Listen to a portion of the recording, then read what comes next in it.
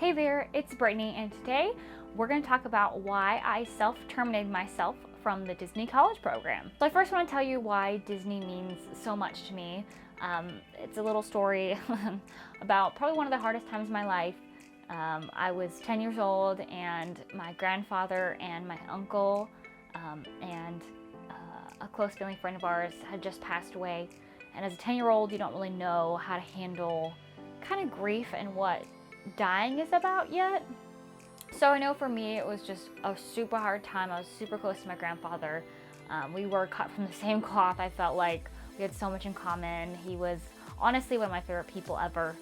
And so that was just a really hard year.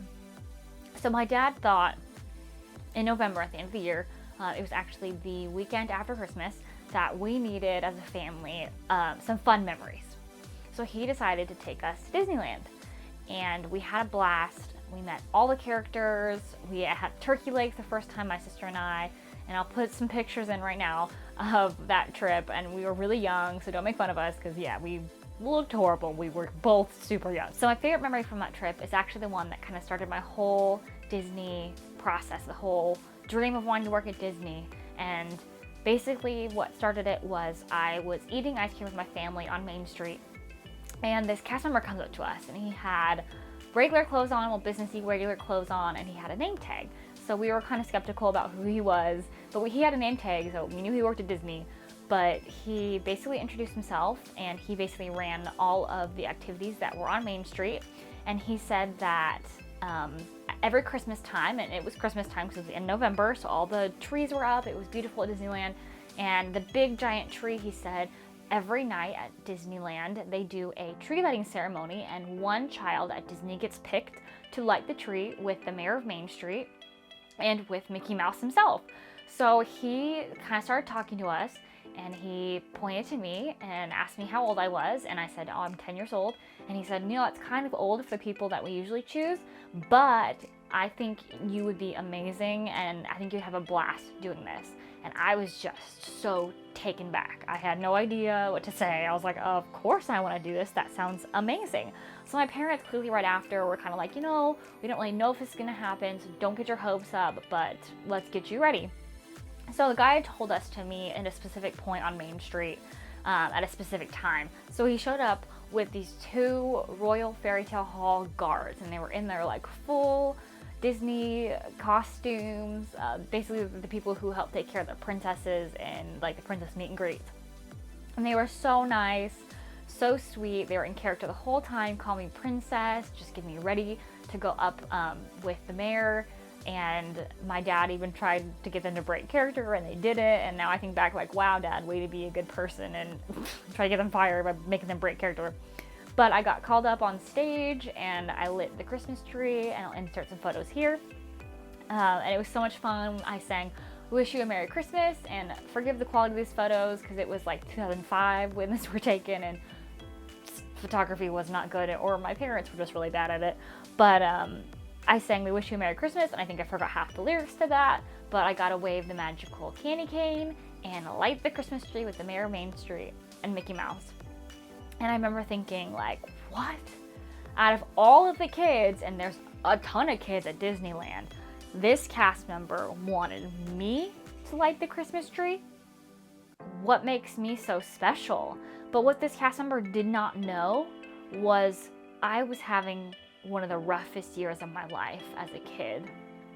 And honestly, from that day on, I wanted to be that cast member who got to give kids like me who were going through a rough time, and he didn't even know we were going through a rough year, this magic that only Disney can bring to them. And that's kind of what sparked my interest of becoming a cast member, is I wanted to give back what this cast member had given to me. So with that being said, let me talk about my Disney College program experience. So when I went to Florida, as a photographer, you have to go through different levels of training. And the last level of training is character training. And I was super excited because I got to be an AC once I was trained in character training with all the characters. And I was super pumped because character photography is just way more fun than anything else. So it was my last day of training, and you stick with the same training group and the same coordinator the whole time.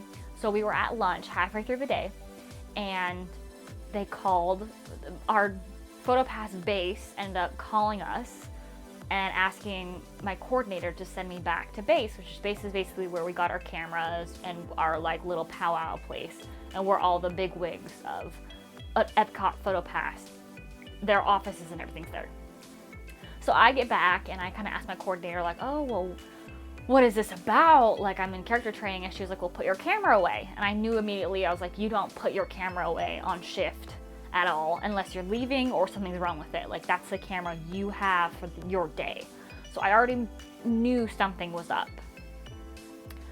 So basically they sent me to the head of all of PhotoPass for Epcot's office. And luckily the woman that was in charge, she was honestly so sweet. She basically told me, we're going to take a trip to, Disney security here at Epcot, and they have some questions to ask you about a item that you turned in a couple weeks earlier.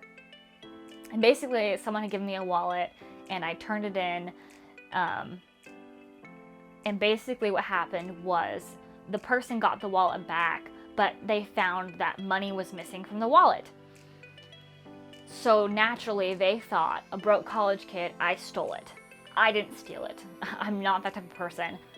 So luckily on the golf cart ride from our base to Disney security, my boss kind of got to know me a little bit more, found out more about me, and found out that, I was in Bible school, wanting to go into ministry, and kind of figured out that I actually have integrity.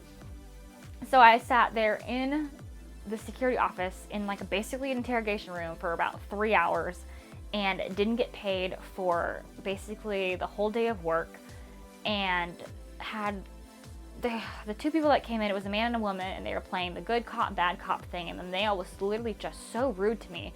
And I had no idea what was going on because I was like, I did nothing wrong. Why are you? And at one point he was like, you can get fired, right? And at that moment I was like, what do you mean I can get fired? Like, I didn't do anything. So basically it was honestly just a giant misunderstanding, and they had to kind of pin it on somebody, and I was the one that took the fall, even though I honestly didn't do anything. And I understand how it can look in their eyes, and I get the process they have to go through, but it was just so unfair, and I honestly was crushed after it. And I had to then be retrained for character training. I almost waited a whole month then to do that training again. And I just remember getting back to our base and grabbing my backpack from my locker and calling my roommate that I knew had the day off, and I called her and I was like, come pick me up. Like, I can't ride the bus. Like, I'm a mess. And I was crying at that point. And luckily, like I said, my boss was so good. She was on the phone with labor services, whether or not I was going to be fired or not. And she luckily talked them off the ledge. And she literally told me, like, at one point in the conversation, you were fired. But I was able to talk them down, just giving you a reprimand and having on your record just that said you had a conversation with me and that this wasn't going to be a problem for the future. But I remember being like, why should I have even gotten that? And I didn't say anything to her because I was just so grateful that I wasn't fired at that point. So, but getting in the car with my roommate, I just remember like just crying, not knowing what to do at all. And I went back to my apartment and just bawled my eyes out. And my other roommates came home and they took me to Disney Springs and we had dinner and tried to make me feel better. But like the magic was just kind of gone at that point. And I was like, how can I continue to work for a company that doesn't trust me? And maybe that's just my morals and the way I feel, but I just was like, I don't know if I could do this anymore. And it honestly took me, I think, 3 more weeks after that, maybe a month after that, to decide I actually wanted to self-terminate myself. And it was kind of ended up being a mix of things, of what happened with the stuff at Disney security and the way that they treated me. I was constantly getting sick on shift because I was from Washington, put me in the Florida heat. It just wasn't working with me. I mean, I had some great other cast members that would let me take frequent breaks to go inside, to fill my water bottle up, to just sit in AC for a minute and come back out. So they were really accommodating, but it was honestly a lot. And I was so far away from home, and it was just the magic that I wanted to create. I couldn't in the role I was in. And the magic that I had when I was there, it honestly went basically away with that situation.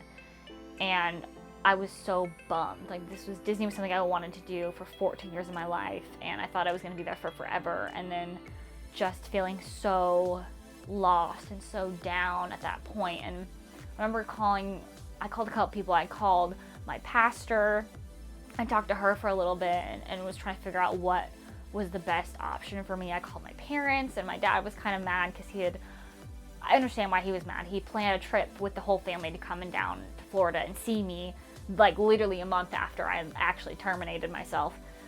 And it all worked out because we ended up coming back together as a family, and they kind of got to see like what I was dealing with, and they all agreed that it was a good choice for me to come home when I did. So it ended up working out in that regard, but I just remember making the decision to come home was probably one of the hardest decisions I've made, because I didn't want to give up on it, but I just didn't have the interest in it anymore than like I had when I first came into it. And my roommates were really supportive, and it was honestly the saddest part was leaving them. I remember they drove me to the airport, and I honestly like cried leaving them, and I don't know if they know that, but like once I got through security, I like bawled at my gate, and I'm pretty sure people were looking at me like I was insane. But I was honestly so sad to leave them, but I knew it was the best for me, and I knew it was the best when I was flying home and we flew into SeaTac and I saw the space seal and then just broke out crying again because I was so excited to be home. So definitely self-terming myself was the right thing for me to do. And if you want to know what that process is like, basically you go to, there's like student services type of thing, and it's, I think at our time it was just at Vista Way. So you had to go to Vista Way, go into the specific room, tell them you want to self-term. I actually tried to self-term twice because the first time they said they'd take your housing ID away, and I wasn't packed yet. My flight left the next day. So she told us to come back, because once they took that ID away, I couldn't get back on DCP property. So the next day I came back, basically did the whole thing. Really easy. They don't really try to convince you otherwise. They just kind of let you go. They ask you a couple questions, and then you give them all of your IDs and you're out. So then I came home. So if you're trying to apply for the Disney College program, don't let this discourage you. I know I watched a couple of these videos before I even applied, and it was like kind of sad to see and hear people's stories. But I also had a lot of friends, like my friend Chelsea, who had went down there. She extended her program and ended up living in Florida for a couple of years and loved her time there, and she learned a lot. And so don't let these stories discourage you, but just know in the back of your mind that like you have to do what's best for you in certain situations, and don't feel bad about that. I didn't regret the time that I spent there. I learned a ton, and the time that I had with my roommates and the good times, I cherish and I value, and I wouldn't give those up for the world. And no matter how hard it was, it taught me how to be a better person, and it taught me so much. And the things I learned at Disney, I use currently in my own job today, and I wouldn't give that up for the world. So whether you want to do the Disney College program for working at Disney, for the experience, or maybe just putting on your resume, I think you should try it no matter what. So if you have any questions about the Disney College program or anything that I was talked about today about self-terming and more in depth, I'd love to answer those questions. So feel free to comment in the comments below. And if you like this video, hit that like button and hit that subscribe button, as well as follow me on Instagram at @BrittLarie. And I really hope you enjoyed this video. I know it was kind of a bummer video, but thank you so much for watching, and I hope I see you real soon.